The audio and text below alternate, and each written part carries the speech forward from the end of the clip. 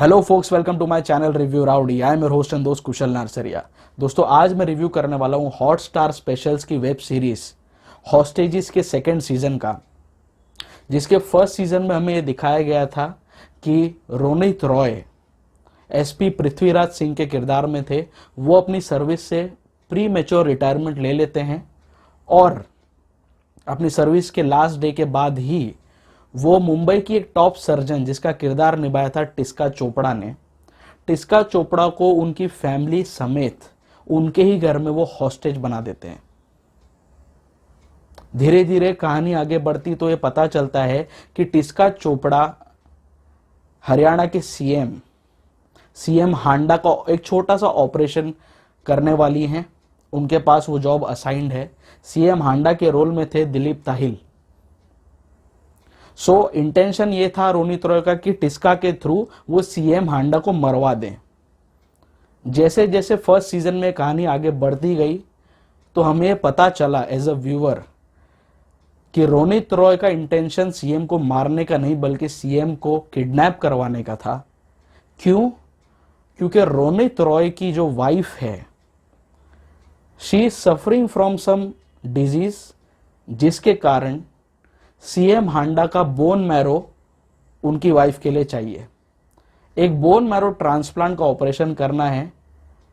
और कहानी में यह बताया गया था कि सीएम हांडा ने अपनी सर्विस में, जब वो सीएम नहीं थे, एक लोकल मिनिस्टर थे, 30 साल पहले उन्होंने एक औरत का रेप किया था, अपनी एक एसोसिएट, अपनी कलीग का रेप किया था, जिस वजह से वो कलीग, वो रेप विक्टिम प्रेग्नेंट हो गई थी और उसी की बेटी है रोनित रॉय की wife. So technically CM Handa is the biological father of Ronit's wife, इसीलिए उनका बोन मैरो इनको चाहिए होता है। तो ये सारा खेल जो रचते हैं फर्स्ट सीजन में टिस्का चोपड़ा और उनके परिवार को हॉस्टेज बनाने का, ये इसीलिए रचा गया था। फर्स्ट सीजन खत्म हुआ था जहां पे हमें दिखाया गया था कि सीएम हांडा इनकी कस्टडी में आ चुके हैं और ये सेकेंड सीजन वहीं से शुरू किया गया है। ऑलमोस्ट साल भर बाद ये सीजन रिलीज हुआ है। सो अब सेकेंड सीजन में 12 एपिसोड्स हैं। हर एक एपिसोड ऑलमोस्ट आधे घंटे का है, तो आपका पूरा 6 घंटे का टाइम इन्वेस्टमेंट है इसके ऊपर। इसमें यह दिखाया गया कि सीएम हांडा इनकी कस्टडी में है। ये उसको लेकर अपनी वाइफ का ऑपरेशन कराने के लिए निकल ही रहे होते हैं। रोनित रॉय, उसका साला और भी जो लोग एसोसिएटेड थे जिन्होंने उसे मदद की टिस्का चोपड़ा की फैमिली को हॉस्टेज बना के रखने में, पूरी टीम वही रिपीट की गई है सेकंड सीजन में भी। जो एकदम इमीडिएट कांटेक्ट वाले लोग थे रोनित रॉय के, वही सारे एक्टर्स, वही सारे कैरेक्टर इसमें भी रिपीट किए गए हैं। तो अब ये लोग निकल चुके हैं सीएम हांडा के साथ, लेकिन रास्ते में ही रोनित की वाइफ की तबीयत खराब हो जाती है, जिस वजह से उन्हें एक लोकल विलेज में, एक अबैंडन्ड पड़े हुए बंगलों में सहारा लेना पड़ता है। ये सारे लोग वहीं पर रहते हैं और कुछ सिचुएशन ऐसी पैदा हो जाती है कि इनके वहां होने की लोकल पुलिस को खबर मिल जाती है। लोकल पुलिस से ये केस पहुंच जाता है एटीएस तक। एटीएस वहां पर पहुंच जाती है अपनी पूरी टीम के साथ। तो अब एटीएस ऑफिसर्स के रूप में, उनके किरदारों में नए लोगों के, नए एक्टर्स की एंट्री हुई है हॉस्टेजेस के पूरे फैमिली में। आई वुड से हॉस्टेजेस के सेकेंड सीजन में एटीएस ऑफिसर के चीफ बताए गए हैं कंवलजीत सिंह।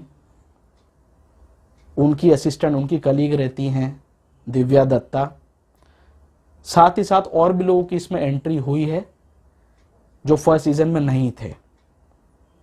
तो एटीएस ये पहुंच जाती है इनके जहां पे बंगले रहते हैं, उसके बाहर ये लोग डेरा जमा लेते हैं और यही जद्दोजहद पूरे 12 एपिसोड में चलती है कि कैसे ये लोग सीएम हांडा को लेकर, अपनी फैमिली को लेकर सही सलामत उस घर से निकल सके, बिना ट्रेस हुए, बिना लोगों को पता चले कि सीएम हांडा मरे नहीं थे बल्कि रोनित रॉय के ही कस्टडी में थे। यही जद्दोजहद पूरे में चलती है। साथ ही साथ एक पैरेलल नैरेटिव ये चलता है जहां पर दिनो मोरिया और शिबानी दांडेकर का भी किरदार लिया गया है। इसमें उन दोनों की भी एंट्री है। उन लोगों का रोनित रॉय से क्या कनेक्शन है, ये सारे लोगों का मिलकर लोटस कॉरपोरेशन से क्या कनेक्शन है, ये सारी चीजें इसमें परत बाय परत खोलने की कोशिश की गई है।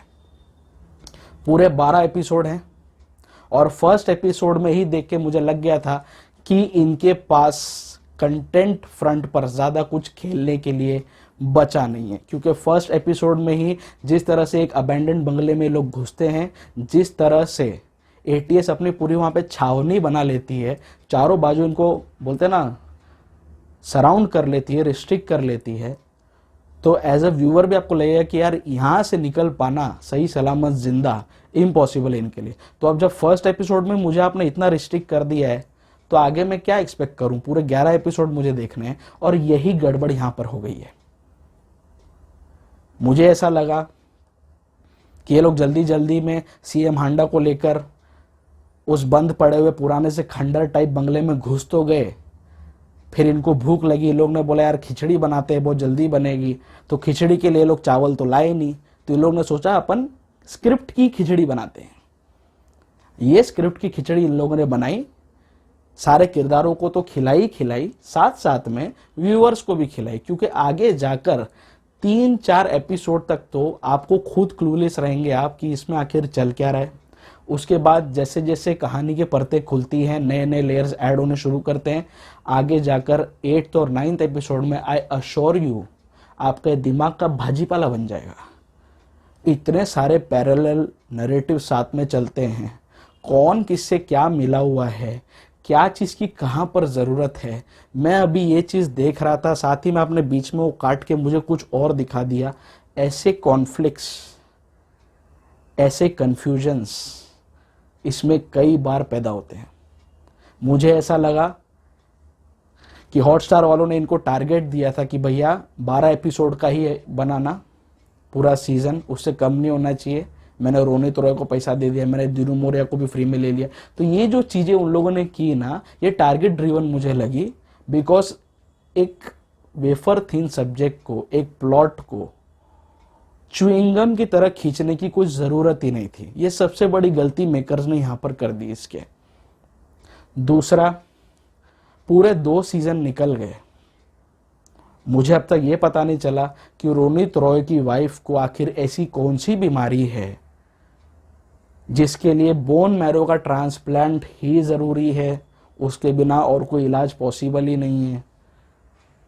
जिसमें कि Ronit Roy is a superintendent of police, वो फॉरेन जाकर भी अपनी वाइफ का ट्रीटमेंट करा सकता है, बट ये सारी चीज़ें लॉजिकली तो कुछ दिखाई नहीं है। उसकी वाइफ बस बीमार जैसी दिखा दी है, उसको क्या बीमारी है, क्यों बीमारी है, ये सारी चीज़ें फर्स्ट सीज़न में तो टच की नहीं गई थी, क्योंकि ये नैरेटिव ही, ये जो एनवलप ही है खुलता है लास्ट में फर्स्ट सीज़न के, ये पूरा सीज़न वहीं से शुरू होता है, तो भी पूरे सीज़न में इन लोगों ने जस्टिफाई नहीं किया कि आखिर उसको बीमारी क्या थी रोनित रॉय की वाइफ को। सेम कल होना हो में शाहरुख खान को क्या हुआ था आज तक किसी को नहीं पता। तो ये जो चीज़ है ना, ऐसी कई सारी चीज़ें इसमें कन्वीनियंट कर दी गई। अंदर बैठ के लोग हॉस्टेजेस का वीडियो बना रहे हैं, हॉस्टेजेस को बोल रहे हैं भाई वीडियो बना के बाहर दो, ताकि बाहर जो एटीएस वाले ऑफिसर्स बैठे उनमें थोड़ा डर पैदा हो कि भैया हम लोग लल्लू पंजू लोग नहीं है, हम लोग टेररिस्ट है, ठीक है। तो ये चीज़ के लिए वो वीडियो बाहर रिलीज करते हैं। रिलीज तो क्या करते हैं, इन लोगों को अचानक से पता चल जाता है कि अंदर एक वीडियो स्ट्रीम हो रहा है, लाइव स्ट्रीम, और वो हमको दिख रहा है बाहर। तो और वो जो लिंक है वो यूट्यूब का दिखा है। तो भैया ये कौन से यूट्यूब चैनल पे लोग ने वीडियो डाला अंदर बैठे बैठे? अगर डाला है तो उसका आईपी एड्रेस आपने क्यों नहीं ट्रेस किया? आप क्यों चुपचाप बाहर बैठे हो गुफ्तगू करने के लिए टेररिस्ट लोगों के साथ? पूरे 4 दिन इसमें दिखाया है कि 4 दिन तक ये लोग बाहर नहीं निकलते हैं। एटीएस वाले भी बाहर चुपचाप शांति से बैठे रहते हैं। उनको लगता है कि यार खून खराबा करने से, गोलीबारी करने से अच्छा है एक वार्तालाप एस्टेब्लिश किया जाए, एक डायलॉग एस्टेब्लिश किया जाए, जिसमें कुछ हद तक वो लोग कन्विंसिंग लग रहे थे। लेकिन भैया 4 दिन हो गए, एक भी कैरेक्टर जो अंदर हॉस्टेज बना हुआ है ना, उसको देख के लगेगा ही नहीं कि ये 4 दिन से यहीं पर है। वो एक अबैंडन्ड बंगले में घुसे हुए हैं जो ब्रिटिशर्स के टाइम से बना हुआ है, वो भी बता दिया लोगों ने। ना उधर पंखा है, ना एसी है, ना कुछ है। तो दोस्तों, अगर बिना पंखे, बिना एसी के, बिना नहाए मैं 4 दिन रहूंगा ना, तो 5वें दिन मेरे घर के बाहर मीडिया वाले जमा हो जाएंगे। साले बोलेंगे कि हमने प्राचीन काल का एक आदि मानव स्पॉट किया है। समझे? मैं इतना भयानक हो जाऊंगा। पर यहाँ पे ये लोग 4-5 दिन से नहाए नहीं है, लेकिन इतने फ्रेश लगते कि जैसे अभी अभी शाहरुख खान वाला वो सोप लगा के आए हो। आप समझ रहे हैं मैं क्या कहना चाह रहा हूं? जो बिलीवेबिलिटी फैक्टर होता है ना, वो इस सीरीज से टोटली मिसिंग है। इससे बेटर इसका फर्स्ट सीजन था, क्योंकि वहां पर लेयर्स थी।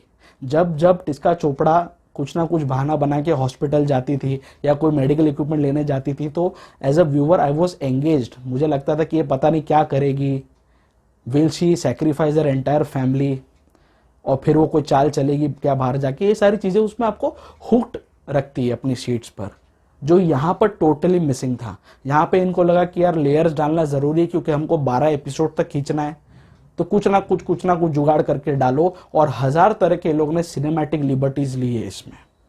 अगर मैं परत बाय परत खोलने बैठ गया ना, एक एक सीन इसका, एक एक सीन की खामियां मैं अगर बताने लग गया ना आपको, तो मैं भी बिना नहाए धोए 4 दिन तक कंटिन्यूसली रिव्यू दे सकता हूं। फिर आप देखना मेरा कैसा हालत होता है और यहाँ पे लोग कैसे दिखते हैं इस वेब सीरीज में। सो इसीलिए ये सिर्फ बनाने के लिए फॉर द नेम से कि वेब सीरीज बनाई गई है। फिर भी कुछ इसके प्लस पॉइंट्स हैं जो मैं हाईलाइट करना चाहता हूं, जिस वजह से आई वुड एडवाइस कि आप इसे एक बार देख लो। इसमें आप रोनित रॉय की आउटस्टैंडिंग परफॉर्मेंस देख सकते हो।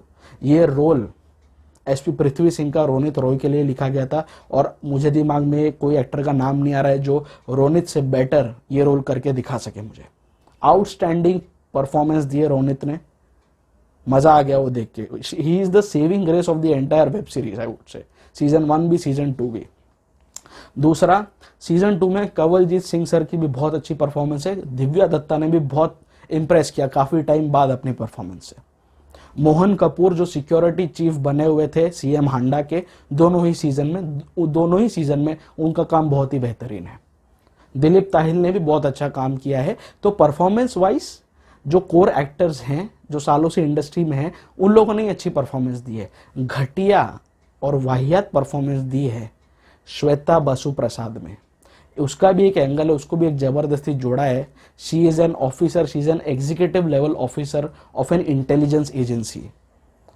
वो पूरा एक अलग ही पैरेलल नैरेटिव इसमें चलते रहता है, और श्वेता बासु प्रसाद की वाहियात परफॉर्मेंस है। हर performance is the weakest link of the second season of hostages.